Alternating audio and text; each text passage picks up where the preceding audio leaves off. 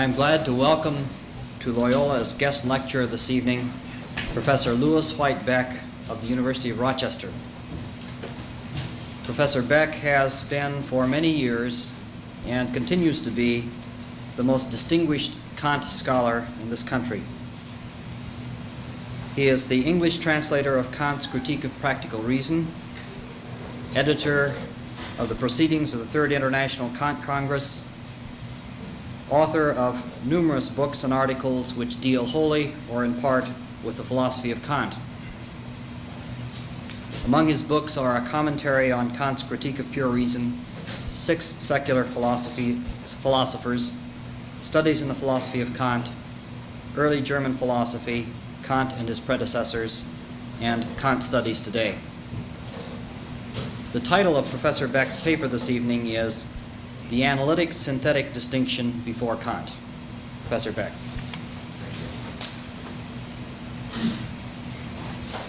Ladies and gentlemen, it's a pleasure to be here and to talk with you about Kant. Particularly, I think it is appropriate, this being the 250th anniversary of Kant's birth. There have been many celebrations all over the world for this anniversary, and I think that I appreciate it particularly that Loyola has invited me to give a lecture, at least in part, in commemoration of this happy event. My text this evening is a quotation from paragraph 3 of Kant's Prolegomena. Men who never think independently have nevertheless the acuteness to discover everything after it has once been shown them in what was said long since, though no one was able to find it there before. It's perhaps customary in introductory courses in the history of philosophy, and it is not unknown in the literature, including some of my own writings, to introduce Kant's distinction between analytic and synthetic judgments by referring to Leibniz's distinction between truths of fact and truths of reason, or to Hume's relations of ideas and matters of fact. Some teachers, more venturesome perhaps, seek the origin of the distinction even farther back in Locke's distinction between trifling and instructive propositions, or still further in Hobbes' distinction between truths of universal propositions and truths of existential propositions, and even farther back in truths dependent upon the will of God and those that are dependent upon the intellect of God. Under the common assumption that the pre-Kantian philosophers equated whatever in their terminology is said now to be equivalent to analytic with a priori, and what is said in our terminology to be synthetic with a posteriori, the following summary table is not uncommon. We have analytic and synthetic and a priori and a posteriori, and then we put in here relations of ideas or truths of reason. Over here we put matters of fact and truths of fact, and we leave both of those blank. Now, this schema that I've written on the blackboard is not exactly wrong, but it is woefully incomplete. It was the thesis of a famous paper by Arthur Lovejoy that the table was so incomplete and wrong that it created the fiction that Kant had something original to contribute to the problem besides a new terminology. And Lovejoy also argued if the contribution of one other philosopher, namely Wolff, is put into the table, it will turn out that Kant was either a mere plagiarist or else unpardonably ignorant of the state of the problem. But one of the most remarkable things which ought first to strike the eye, though I don't think it has struck many people's eyes, is that Kant seems to have been ignorant of the information summarized in the schema that I've just put on the blackboard. For he says in the Prolegomena, perhaps even the distinction between the analytic and synthetic judgments has never previously been considered. And more specifically, he says, the dogmatic philosophers Wolff and his acute follower Baumgarten altogether neglected this apparently obvious distinction. Yet in the very same paragraph in which these quotations from the Prolegomena were taken, he says also, he finds an indication of the division in Locke's essay, Book 4, Chapter 3, Paragraph 9, and so on, where Locke draws the distinction between our certainty of identity and diversity, or what Kant erroneously calls our certainty of identity or contradiction, and our certainty of coexistence, of which we have little a priori knowledge. But he seems to have overlooked a much more obvious source in Locke, namely chapter 7 and 8 of the fourth book of the essay, where Locke distinguishes between, quotes, a real truth which conveys with it instructive real knowledge by stating a necessary consequence of a complex, precise idea not contained in it, and trifling propositions which are either mere identities or affirmations when, quoting Locke, any part of a complex idea is predicated of the whole. Thus it seems that Locke had not only distinguished between analytic and synthetic judgments, but that he had held, and that Kant knew that he had held, that some of the latter could be known with certainty, that is to say, that they were a priori.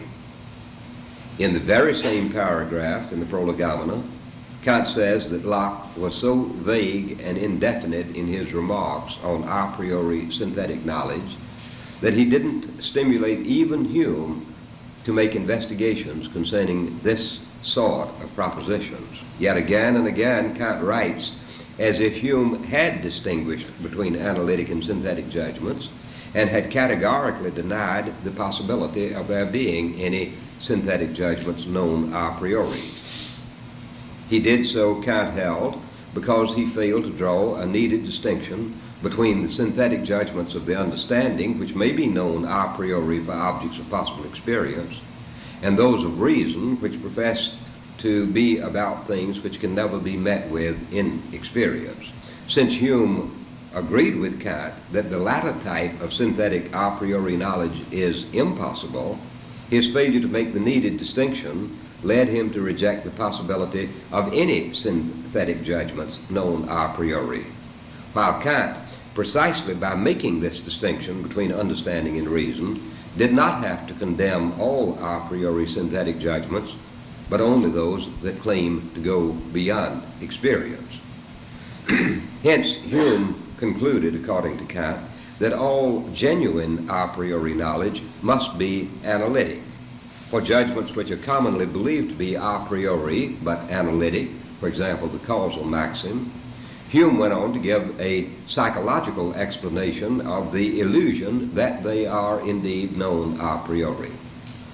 Since Kant had such deep insight into Hume's mode of argument, I cannot explain why he did not cite the opening paragraph of section 4 of the Inquiry, a passage which is, or at least ought to be known to every schoolboy. Here Hume draws the distinction, the famous distinction, between relations of ideas and matters of fact.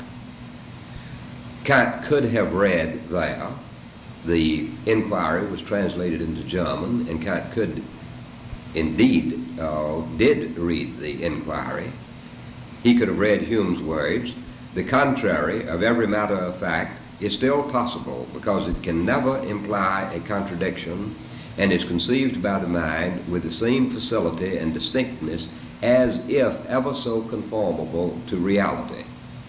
In the Inquiry, therefore, matter-of-fact judgments meet one of the criteria of syntheticity, namely that their contradictories are not self-contradictory.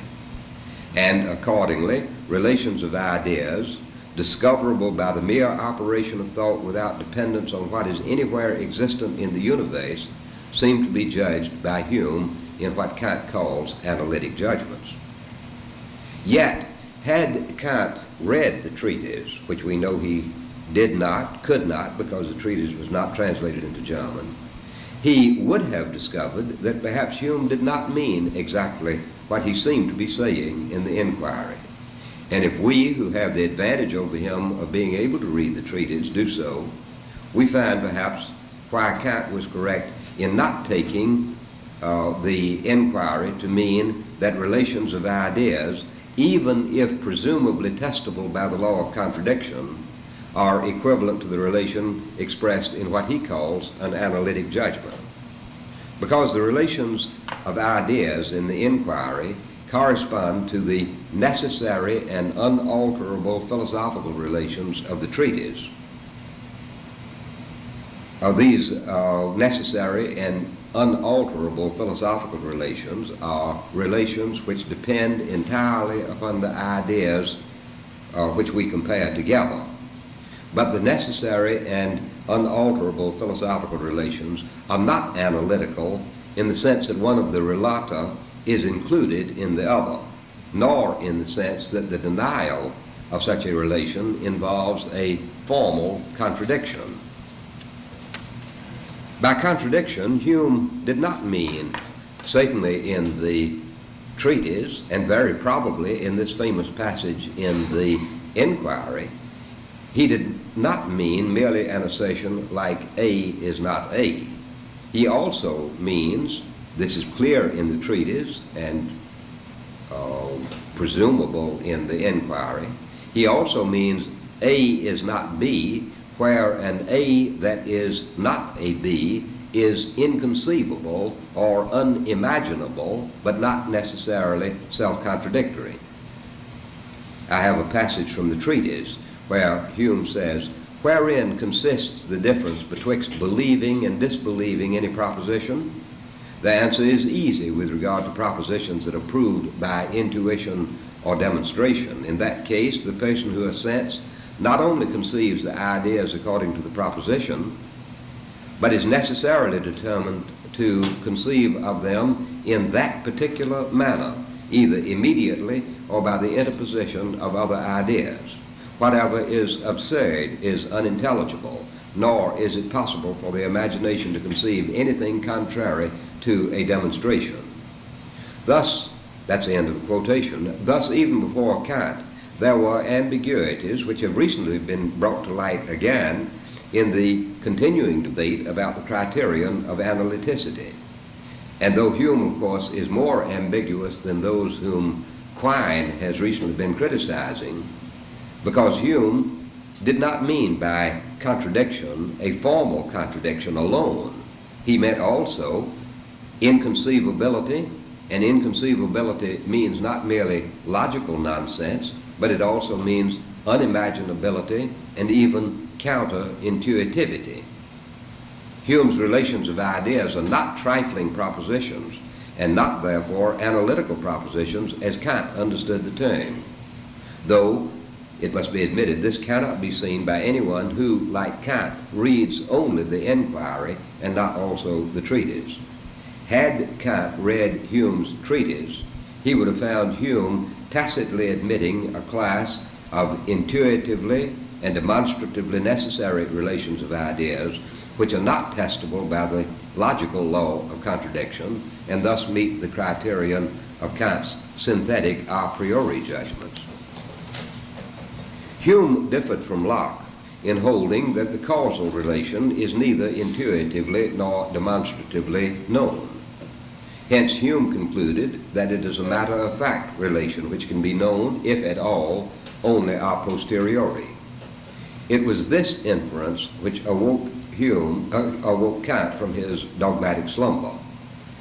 He says he generalized Hume's problem and saw that if the syntheticity of the causal maxim implied its a posteriority, then all of the propositions, even of mathematics as well as of metaphysics, could be known only a posteriori. He held that Hume himself had been saved from this absurdity by the error of holding mathematical judgments to be analytic. Believing, as Kant did, that mathematical judgments were both synthetic and known a priori, he then had to investigate how it is possible for there to be such judgments. And he solemnly and legally suspended, a quotation from the Prolegomena, he solemnly and legally suspended all metaphysicians from their occupations until they had answered the question of how this was possible.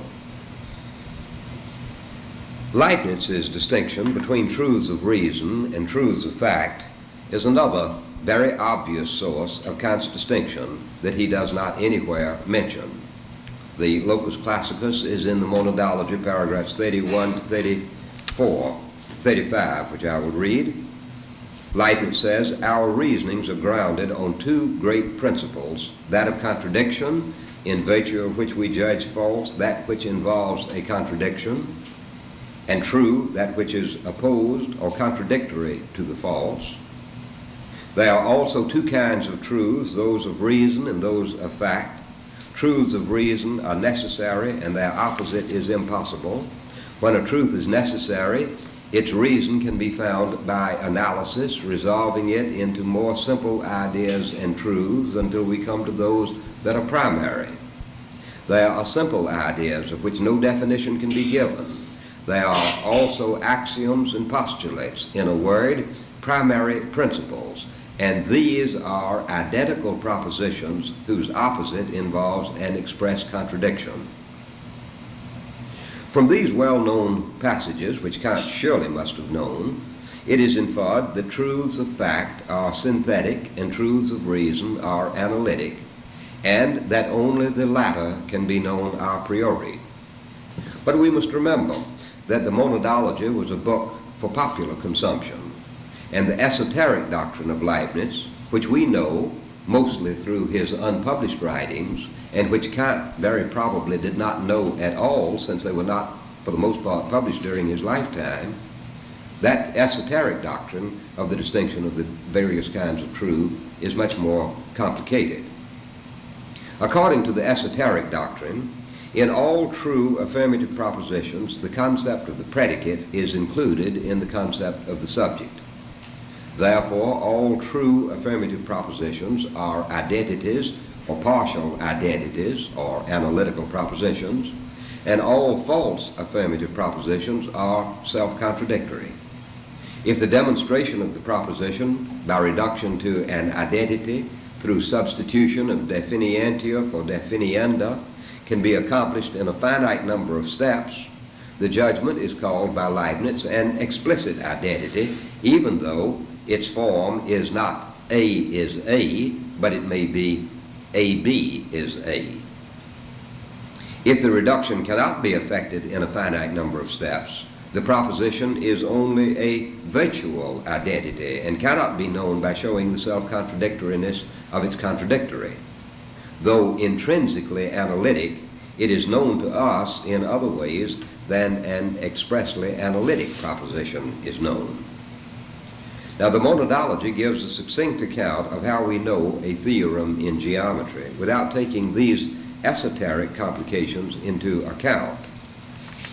By substituting definientia, we come to axioms, and axioms are explicit identities whose opposites involve an express contradiction. Much earlier than the Monadology, Leibniz had written to Conring in 1678, "Demonstration is a chain of definitions. All truths can be resolved into definitions, identical propositions, and observations, though purely intelligible truths do not need observations." But there are two places where this classical program of logical analysis breaks down, and at least one of which was admitted by Leibniz himself. First, there must be prima veritates that are unprovable and therefore not analytic, because explicit identity or contradiction cannot obtain between simple, unanalyzable terms. The contradictory of a prima veritas cannot, in spite of Monadology 35, be self-contradictory. In Russell's words, quoting, "Any relation between simple ideas is necessarily synthetic, for the analytic relation can hold only between ideas of which one, at least, is complex." In a work unknown to his contemporaries, but known to Kant, namely the New Essays, Leibniz seems to have seen this difficulty. He substituted comparison or concurrence, concours, for the stricter identity and contradiction between simple ideas. He furthermore distinguished between primitive truths known by intuition. He distinguished, rather, primitive truths known by intuition into two sub-kinds: primitive truths of reason and primitive truths of fact. Under primitive truths of reason, he listed identical affirmatives, which are trifling, and identical negatives, which are either under the law of contradiction, and thus analytic, or are what he called disparates. Disparates are propositions that state that the object of one idea is not the object of another idea, even though the ideas may not be formally contradictory to each other. For example, it is a disparate proposition that heat is not the same as color.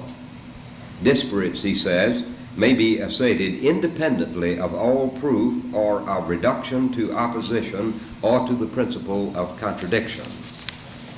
And thus, these disparate propositions, if they are disparates of reason, seem to meet the requirement of synthetic judgment known a priori. A like problem is met with not merely at the end of the process of reduction to identity, but along the course of the reduction from an apparently synthetic judgment to an identity. Definition must be by analyzing complex concepts and then demonstrating the identity of the analysantia. In order to give real definitions, he says nominal definitions trivialize the whole project, and he is right in that. In order to give real definitions, we must be able to show the compossibility and necessary coherence of predicates in a complex concept. If these predicates are simple, conceived per se, it cannot be demonstrated that they must co-inhere in one concept by appealing to the law of contradiction, because two simple predicates are never formally contradictory. As Russell says, commenting upon this passage, this compatibility, since it is presupposed by the analytic judgment, cannot itself be analytic. And Leibniz says, as often as I combine several things which are not conceived through themselves, experience is needed, not only of the fact that they are conceived by me at the same time in the same subject, but also of the fact that they really exist in the same subject. From all of this, it follows that while Leibniz had in his exoteric works a reasonably clear distinction between analytic and synthetic judgments, in his esoteric works he was not able to maintain that all a priori judgments are analytic judgments.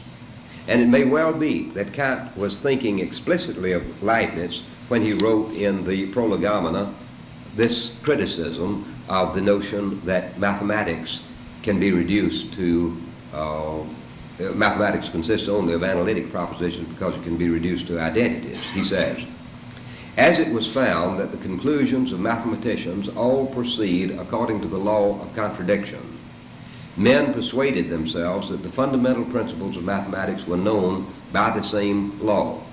This was a great mistake, for a synthetical proposition can indeed be established by the law of contradiction, but only by supposing another synthetical proposition from which it follows, but never by that law alone.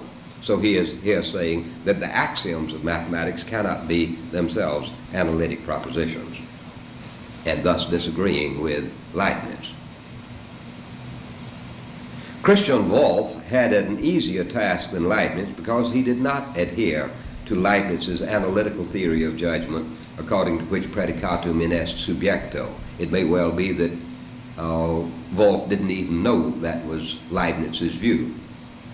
For him, for Wolff, judgment is the connection or the separation of two concepts, Verknüpfung oder Trennung, he says.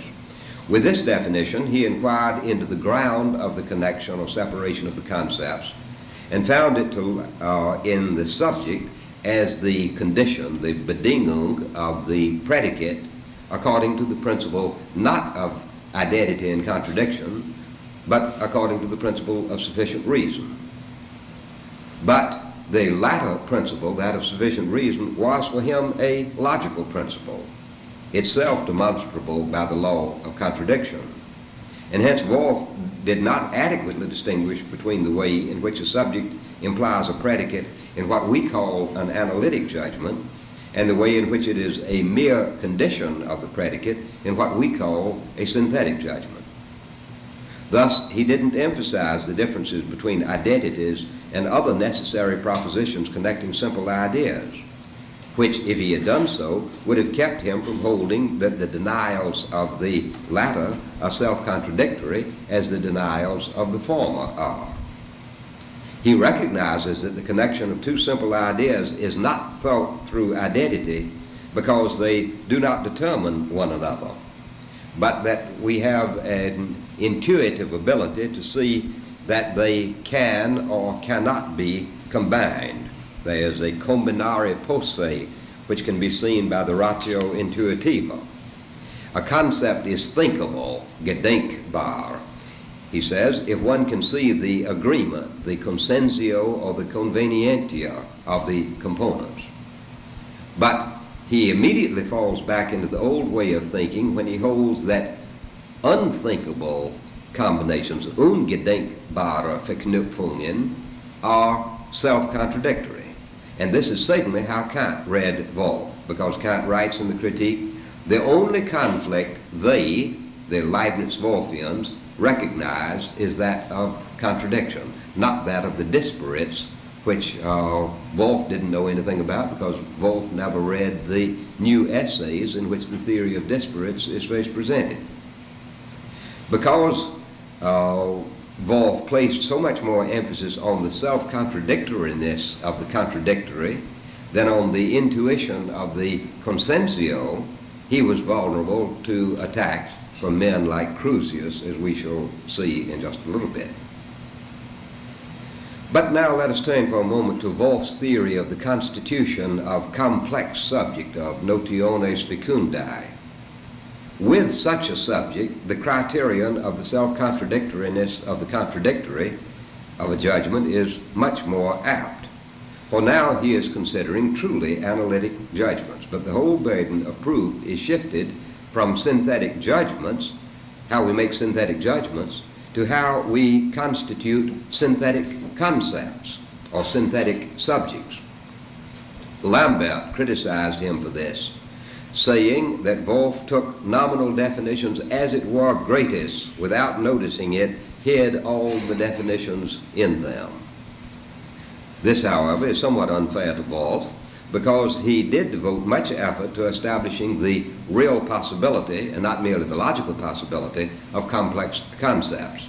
Regrettably, however, perhaps because he did not see the absolute importance of this distinction, he does not give any systematic account of the criteria by which the real possibility of a synthetic concept is to be decided.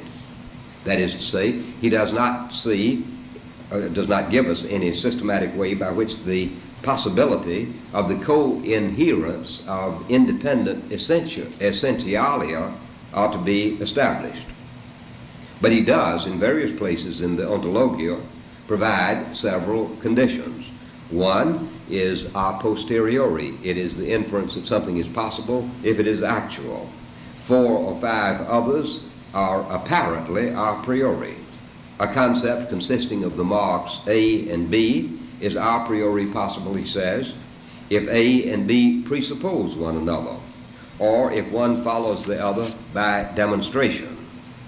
For these, apparently, the law of contradiction suffices. Another test is that of the constructibility of the concept. This is, at least verbally, an anticipation of the test for the possibility of synthetic mathematical concepts in Kant.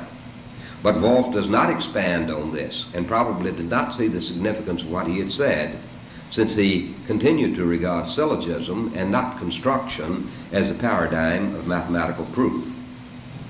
Finally, there is the expression posse combinare intelliguntur, to which I have already alluded, that we just see that some disparate predicates co-inhere in a subject.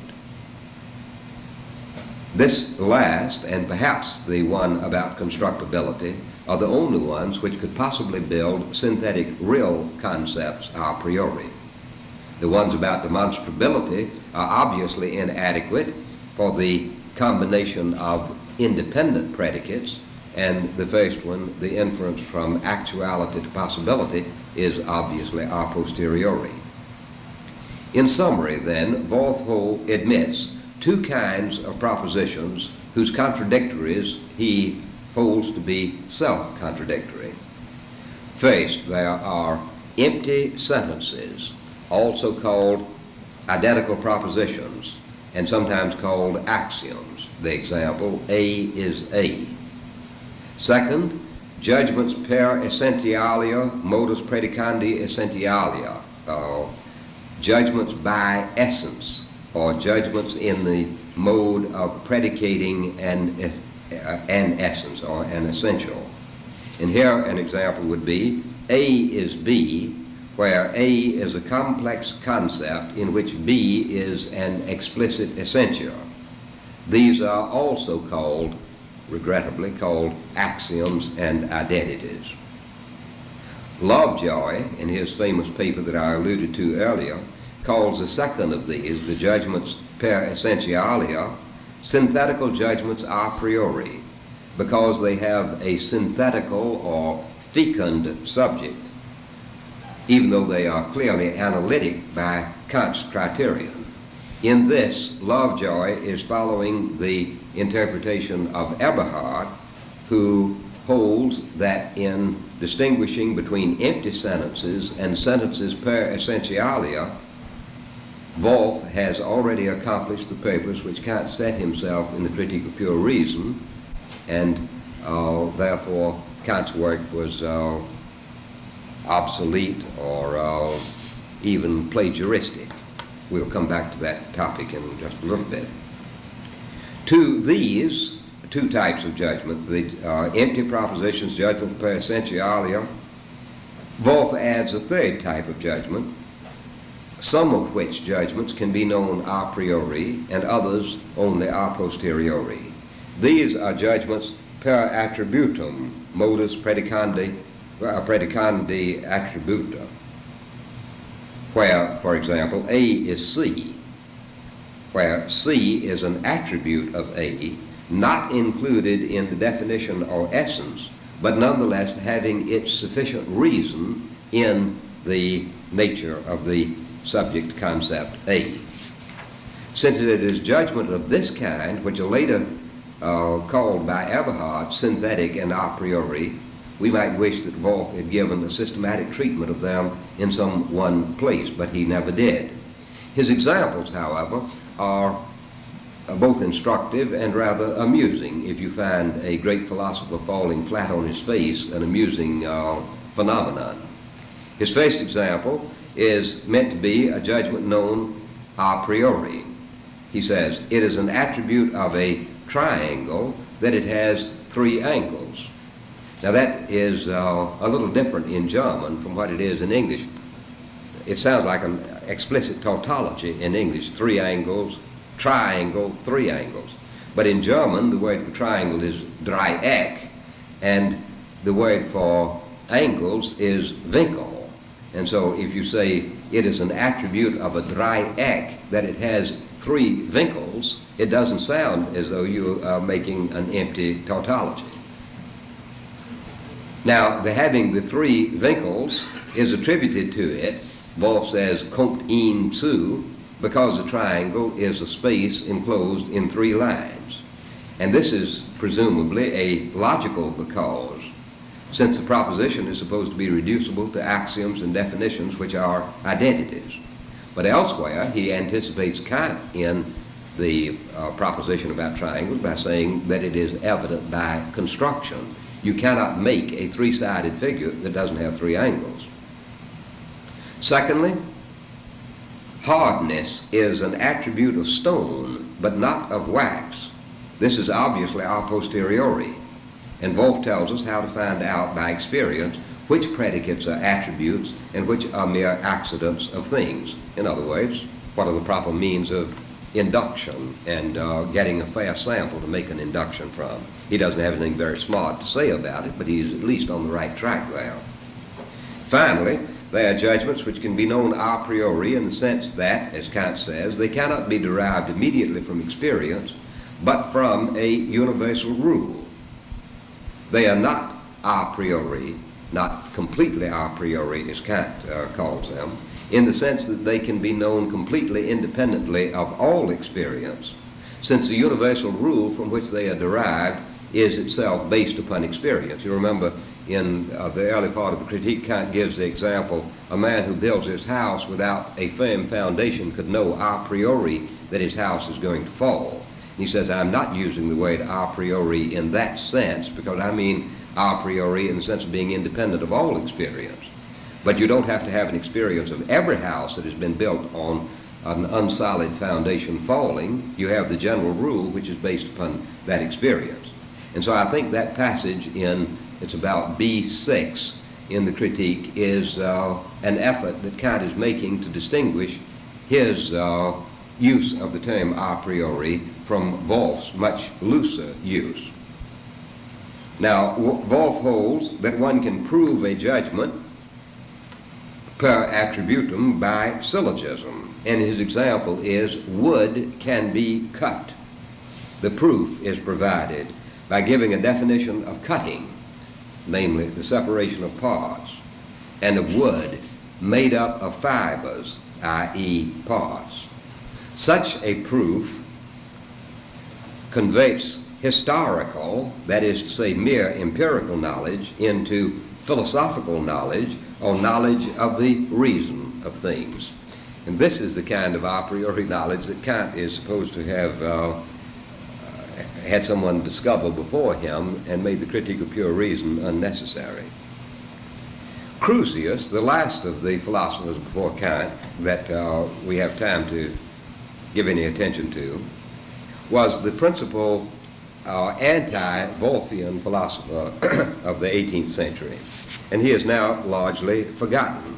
But Kant himself certainly never did forget him. Long before Hume awoke Kant from his dogmatic slumber, Crusius had already pointed out what Kant was later to relearn from Hume at a critical point in his own development, when the impact of Hume's discovery about causality, quoting, gave quite a new direction to my investigations.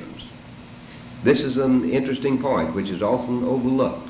Crusius did not draw the skeptical consequences from his examination of causality that Hume had done, but he did see, in Kantian language, that the principle of causation is synthetic. If it is known a priori, as Kant believes it is, and as Crusius believed that it was, and as Wolff believed that it was, then here is an example of a synthetic proposition known a priori. And Crusius pointed out that the principle of causation cannot be derived from the law of contradiction itself. Kant knew that, and in 1764 he takes explicit account of Crusius's discovery on this point in an essay called An Attempt to Introduce Negative Quantities into Philosophy. But Kant seems to have forgotten it from 1764 to 1772, when the remembrance of Hume awoke him from his dogmatic slumber. In my history of German philosophy, where I deal with this, I say that Kant misused the word dogmatic slumber. It was a dogmatic nap.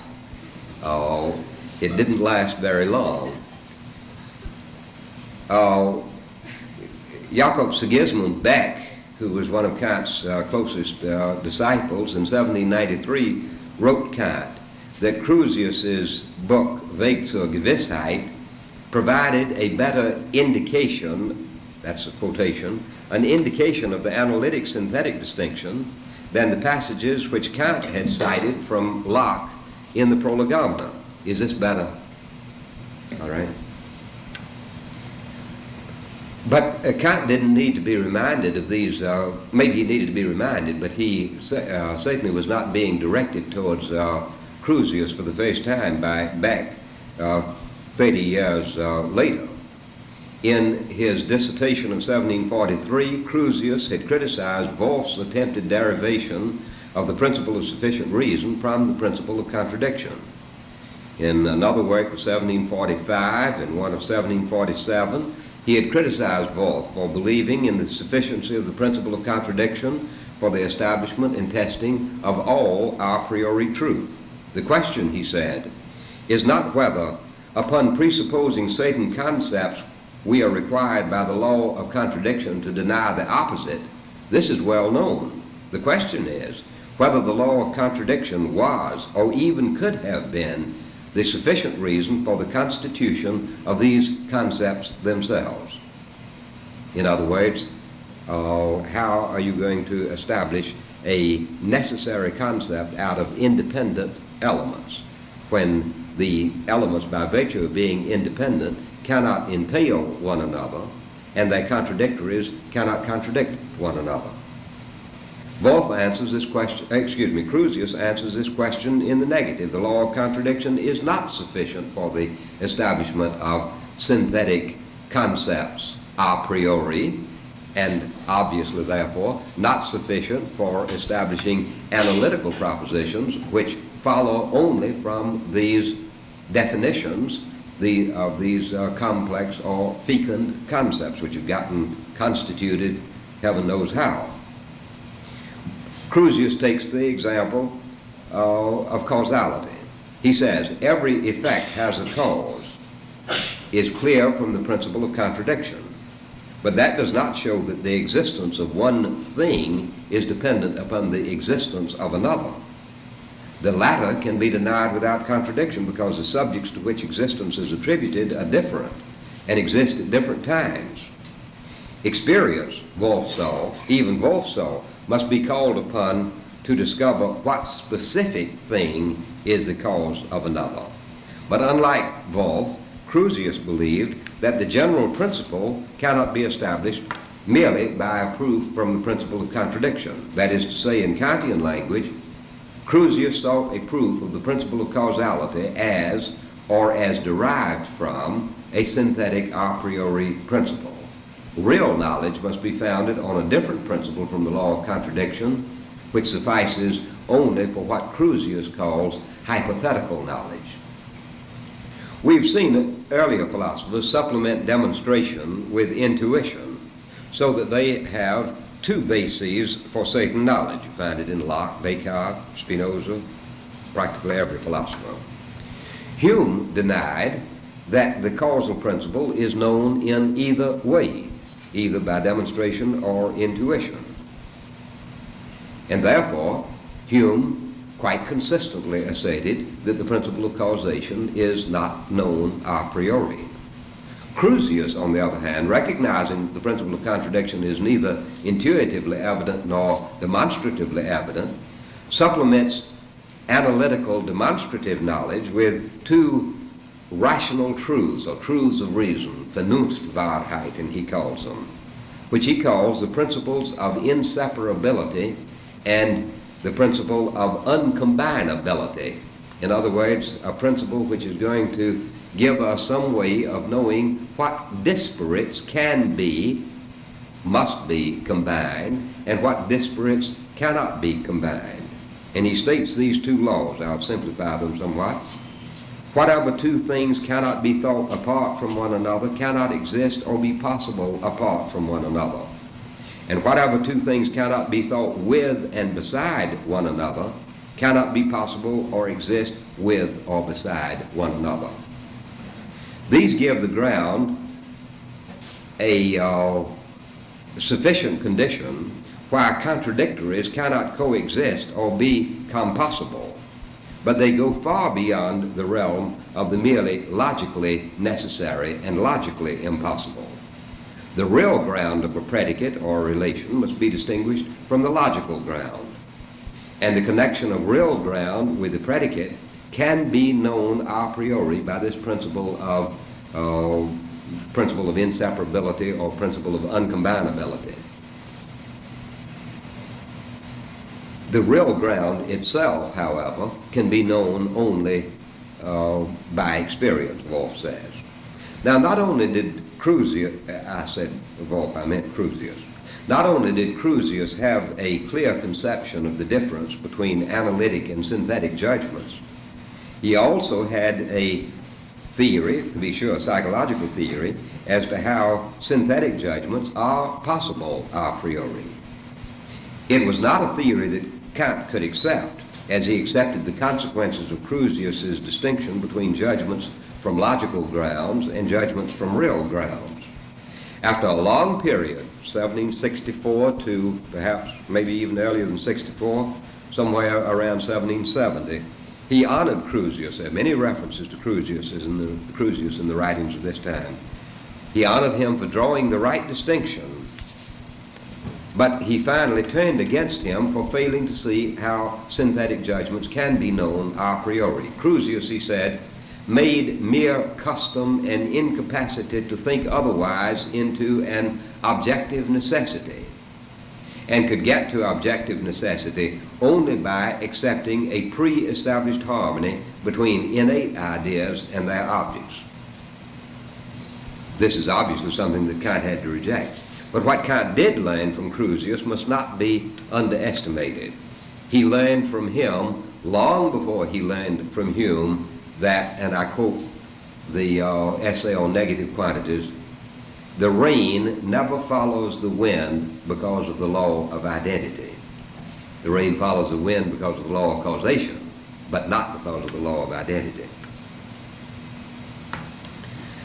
I shall attempt to recount the steps by which Kant was led to make his classical distinction between synthetic and analytic judgments. I refrain from doing so for two reasons. First, I've already written a great deal about it, and secondly, nobody, including myself, knows how it was done or even when. That we draw a complete blank there as to the history, the prehistory of Kant's establishment. We don't even know whether he possessed the distinction in the 60s or only discovered it in the 70s. But rather than going through a vain effort to recount the history of this distinction in Kant, I want rather to turn to a defense of the originality of his distinction, which Kant made very late in his life in a book called On a Discovery, whereby the whole new critique of pure reason is rendered unnecessary by an earlier one. This was published in 1790 against Eberhard, and because the title is so long, it is frequently referred to simply as the Streitschrift, of the polemic against Eberhard. This work is important both historically and philosophically. Historically, because it is Kant's criticism of the Wolffian tradition, and secondly, philosophically, because it shows us how Kant would answer his modern critics who deny that there are synthetic judgments known a priori. For most modern critics have, unbeknownst to themselves undoubtedly, merely repeated Eberhard's criticism. And if you read Eberhard, you can find anticipations of Quine and Lewis and at least those two, Lovejoy. You can find a great many criticisms which have been revived as the discoveries of the local professors, having been presented to Kant and Kant having written his answer to them in 1790. This book, unfortunately, has not been given the attention that it deserves, either in German or in English writings. The reason for that, I think, is that the German text is exceedingly difficult. And up until several months ago, there was not an English translation of it. I'm delighted to say that Professor Henry Allison of San Diego, University of California, San Diego, has just published a fine translation of it with translations of the Eberhard material that Kant is criticizing and a long commentary. In defense of myself, I must say, I wrote this paper before Allison translated the book, but I have seen nothing that I have to change in it in the light of, and nothing that I want to criticize in Allison's commentary on this. I think his, the book is called The Kant-Eberhard Controversy, published by Johns Hopkins University Press about 3 months ago. I think it is a splendid book, and I recommend all of you to get it and study it. I regret to say that for the next 10 minutes I'm going to be talking about something which is rather complicated and difficult. I'll try to make it as clear as I can, and I hope that if you have any questions, we can clarify it still further. I think that what I'm going to say now is so important for understanding Kant that I don't want to leave it out simply because it is very complicated. I want to make it available to you. Earlier in the paper, I gave Wolff's division of judgments which are not formal identities into judgments per essentialia and judgments per attributum. Eberhard holds that they are both a priori, and that whatever is valid in Kant's distinction between analytic and synthetic judgments a priori coincides with this distinction that was already made in Wolff. Eberhard calls judgments per attributum synthetic because they affirm attributes which are not included in the essence of the subject concept. And he calls them a priori because they have their sufficient ground in the subject concept from which they may be explicated by analysis without our having to have recourse to experience. Hence, Eberhard holds that the problem to which the Critique of Pure Reason is addressed, namely how synthetic judgments are a priori possible, has already been answered by Wolff, and that all that Kant contributed was a new and confusing terminology. Against this accusation that the distinction was already known and was not invented by Kant, Kant replied in a letter to Reinhold when he was writing the published work against Eberhard, "Maybe so, but the reason why the importance of the distinction has not been recognized seems to be that all a priori judgments were regarded by Wolff as analytic. So the whole point of drawing the distinction was lost." In modern terminology, which we owe to C.R. Lewis, synthetic judgments a priori are said to be implicitly analytic judgments. They are ampliative, or called synthetic, by the criterion of what is actually thought in the subject concept, though not so distinctly and with the same full consciousness, Kant's definition in the Prolegomena. But they are explicative or analytic by the criterion of logical deducibility and testability by the law of contradiction. Kant and Eberhard agree, Kant accusingly and Eberhard proudly, that the distinction between essence and attribute which underlies Eberhard's analytic synthetic distinction is the same as the one that is drawn in general logic, in the theory of definition. But, Kant says, the explanation of the possibility of synthetic judgments is a problem with which general logic has nothing to do. It need not even so much as know the problem by name. In short, the problem as Kant sees it is one of epistemology, or what he calls transcendental logic. Hence, he feels justified in classifying judgments according to their grounds, their Wahrheitsgründe, and not merely as they are classified in formal logic into judgments by essence and judgments by attribute. Now, the essence with which Eberhard is concerned consists of those marks which are the necessary and sufficient conditions for the definition of a concept. The attributes to Eberhard are those marks which logically follow from the concept of the subject, he says, belong to it, but are not explicitly included in the logical essence or its definitions. He says, do not lie in it. Thus, for example, you could say it is part of the definition of man to be, it is the definition of man to be a rational animal. On the other hand, it is an attribute of man to be a vertebrate, because every rational animal is a vertebrate, even though that was not mentioned in the definition. And therefore, every man is a vertebrate is a synthetic judgment. Every man is rational is analytic. I'm not sure that my example is very good. I might say no examples of these are very good, because nobody ought ever to debate the question of whether there are any synthetic judgments a priori by giving an example, because it can be challenged in two ways. It can be challenged on the point of its a priority, and in order to show that it's a priori, the best thing to do is to show that it's analytic. And so you lose the argument by your efforts to win it against one set of opponents, you lose it to the other. And consequently, I don't think, I don't stand by my definition that all men are vertebrates as a case in point, but it's simply an illustration of the difference between the way in which Eberhard would use these words. We can be sure that a predicate signifies an attribute if it is a logical consequence of the essence or definition, so that its denial would be self-contradictory. For example, a theorem in geometry will be analytic in this sense because it follows from, according to Eberhard, from the definition.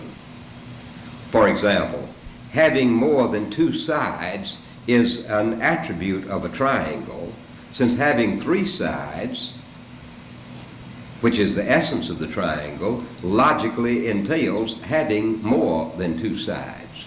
But when you define a triangle, you don't say a triangle is a figure having three sides and having more than two sides. The second is a logical consequence of what you've already said. An attribute which, like this, having more than two sides, follows analytically from the definition or the logical essence by the law of contradiction, is called by Kant an analytical predicate. An analytical predicate is a predicate in an analytical judgment.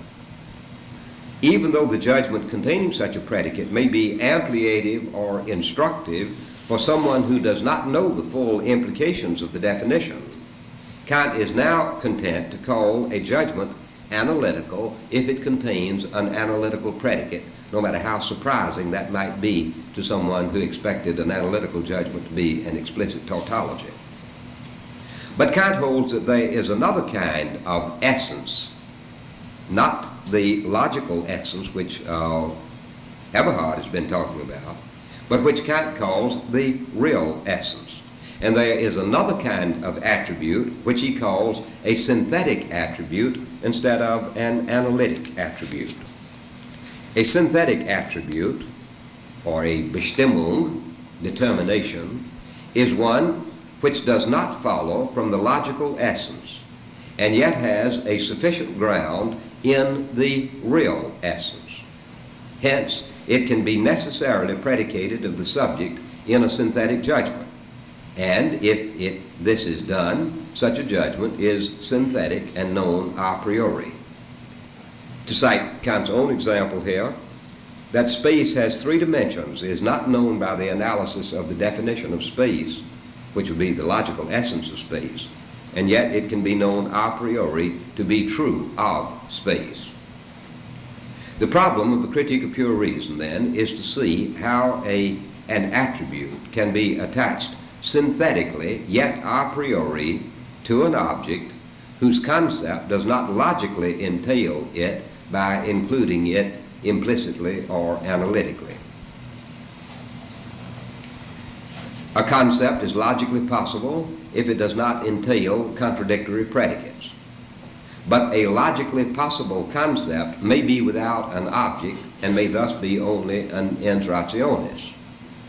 To be shown to be really and not merely logically possible, the concept must be of an object which agrees with the formal conditions of experience, as Kant says in the first postulate of empirical thought.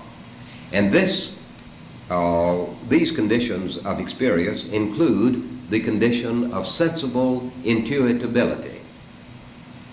If the sensible intuition is empirical, is a real perception, then the concept of the perceived object is really possible, because whatever is actual is possible. But a judgment of its possibility founded on perception is synthetic, to be sure, but is nonetheless a posteriori. Sensible intuition, whether pure or empirical, cannot reveal the ontologically real essence of a thing, which is even more hidden from Kant than it ever was for John Locke. But if the sensible intuition is pure and not empirical, it reveals the real essence of the thing, since it is an intuition of the condition under which alone the thing can be an object for us. This is an important point. Let me go over it again.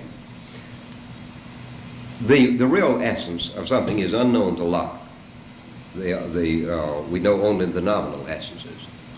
If we try to interpret Kant in the light of Locke, we would say the thing in itself is like Locke's substance, and Locke's substance has a real essence that we do not know.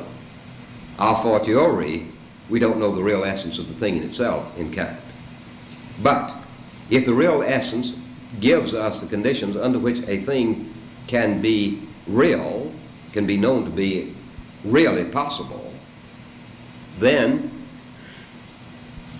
there is a sense in which we could be said to know the real essence of a triangle, for example, which is a figure in space, not just the logical possibility. The concept of a two-sided plane figure is logically possible, but there cannot be a two-sided plane figure because it cannot be constructed. How do we know that a three-sided plane figure is possible? Well, we can construct it. We know that we can construct it because we know the conditions under which such a figure is that, the conditions under which alone it can be intuited. And thus we need to draw a distinction between two senses of essence, the logical essence and the real essence. Secondly, under the real essence, we need to draw a distinction between the ontological essence, which is completely unknown, and what I'm going to call, the term is not Kant's, the phenomenal essence. And the phenomenal essence will be those conditions without which the object would not be an object for us. It consists, the phenomenal essence consists of all of the conditions of an object which are necessary if it is to be possible for us to experience it. Now, the main point of my paper, the last part of the paper, the philosophical rather than the merely historical part of the paper, what follows from the phenomenal essence is a synthetic attribute because it is not contained in or found by analysis of the logical essence. The synthetic attribute follows from the sole condition under which the object can be known. It does not follow from its metaphysical, supersensible, ontological, real essence as a thing in itself, which is unknown to us.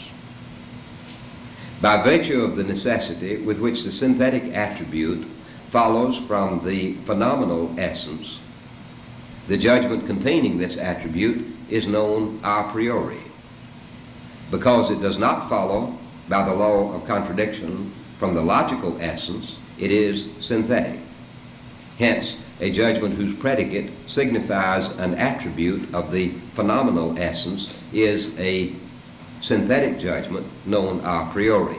And this is Kant's new answer. It's not inconsistent with anything that is said in the Critique of Pure Reason, but it is said in a sufficiently different way to throw light on the answer that is given in the Critique of Pure Reason.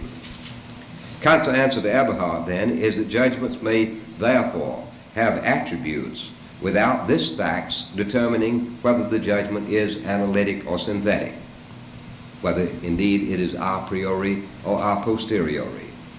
There are three possibilities. If the predicate signifies an attribute or property of the logical essence, the judgment is analytic and is known a priori. If the predicate signifies a property or accident or attribute learned by experience of an object, the judgment is synthetic, but is known a posteriori. Third, if the predicate signifies an attribute or property of the phenomenal essence as a condition of intuitability, the judgment is synthetic, because the predicate does not follow from the logical essence. And it is known a priori because it can be known without appeal to actual experience.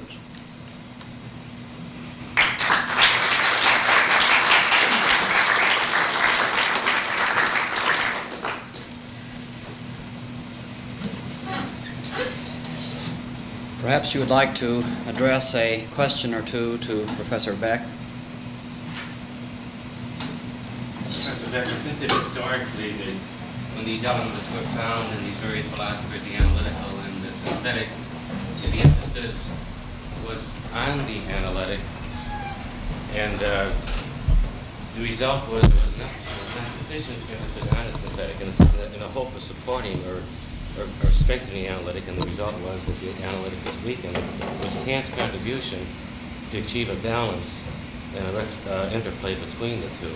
Is that a fair way to look at that? That's one of the things. I think, however, I think the English philosophers were emphasizing the synthetic and neglecting the importance of the analytic to a very considerable extent. Certainly Hume does in the treatise. In the inquiry, he thinks analytic, if indeed relations of ideas are analytic, he thinks they can take care of themselves and pays very little attention to them. And his whole emphasis is on the synthetic.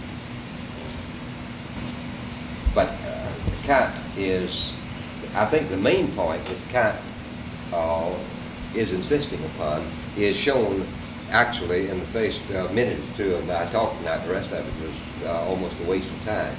Everybody had recognized something sort of like the analytic-synthetic distinction. Everybody had recognized something sort of like the a priori, a posteriori distinction. Everybody, with perhaps very few exceptions that I pointed out, thought that these were two different names for the same thing, that anything that was analytic was a priori, which is true, but anything which is a priori is analytic, which may not be true. It certainly is something which needs to be demonstrated instead of taken just by inadvertence, and most of these philosophers took it by inadvertence. Yes? I was curious about your development of Cruiser's relationship to Hume's awakening Kant.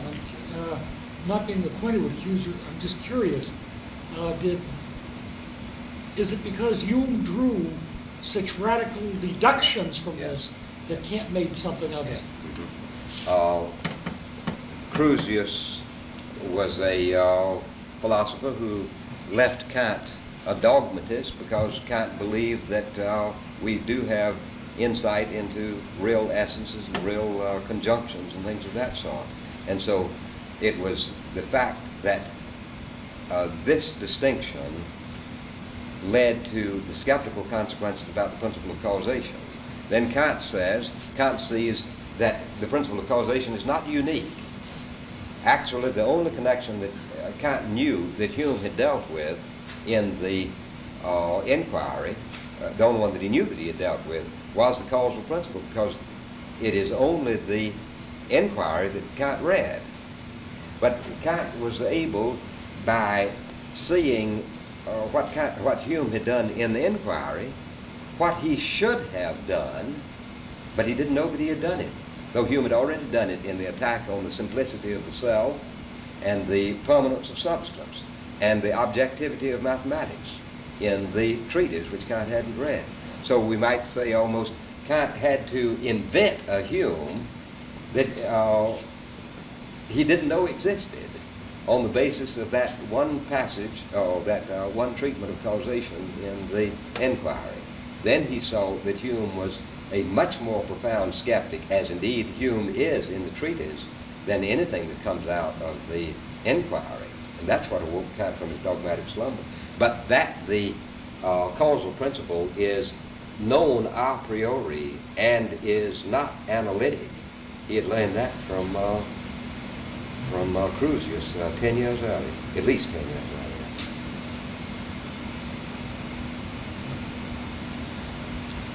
Dr. Sweeney?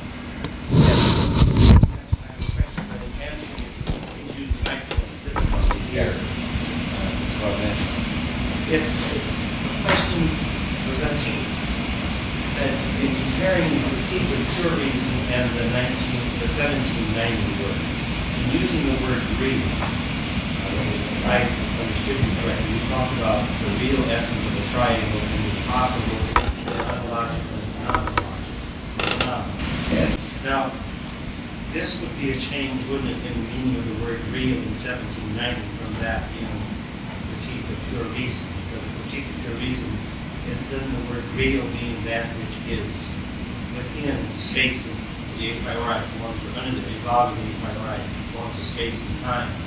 Now, would that meaning still hold for all three of those examples, the possible ontological, phenomenological, or is there a different meaning now at work? No, I think they're all consistent. You must remember, Father, that the word phenomenal essence is my own word. Kant uses the word real essence and real possibility. So he says he is basing his knowledge claims on real essence and real possibility instead of the logical essence and logical possibility that Eberhard was claiming. But real essence, and particularly the word real essence, suggests, has a whole family of unfortunate suggestions about it. How in the world can Kant, being a phenomenalist, know what the real essence of things is? He's denied our knowledge of things in themselves. So the real essence, which is placed in contrast to the logical essence, can't be an ontologically real essence. And so we've got to find some other word for it, so I just invented the word phenomenal essence. And then the phenomenal essence will be those features of the pure intuition, those features of the empirical intuition of something, without which it would not be an object for us. And they turn out to be exactly, I think, what the Critique of Pure Reason said they were, the forms of space and time, and the categories, and the schemata, and the principles. So at least in relationship to that last meaning, then the word real would still have the meaning of the critique of pure reason. Yes. I won't take up the time of the audience, but if you have a few minutes after this lecture, I will show you the documentation that I have on this, where Kant is himself seeming to try to find a name for what I'm calling the phenomenal essence. And he doesn't do it very well. He was a very old man when he wrote this, and he forgets, and he makes inconsistencies, and sometimes simply his pen slips. And I've got here in my manuscript a lot of examples that you might find rather interesting.